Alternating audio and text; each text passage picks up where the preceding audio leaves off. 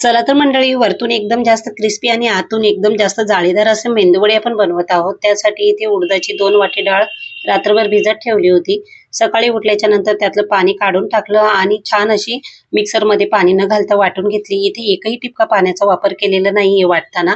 त्यानंतर 1 इंच अद्रक आणि 2 हिरव्या मिरच्या घालायच्या राहिल्या होत्या वाटताना, नंतर मी घातल्या. त्यानंतर मिक्स करून घेतलं आणि 1 तासासाठी पीठ भिजत ठेवण्यासाठी बाजूला ठेवून दिलं. 1 तासानंतर त्यामध्ये 2 चमचे तांदळाचं पीठ आणि चवीप्रमाणे मीठ घालायचं. एकदम क्रिस्पी आणि जाळीदार मेंदूवडा पाहिजे असेल तर 15 मिनिटं पीठ फेटून घ्यायचं.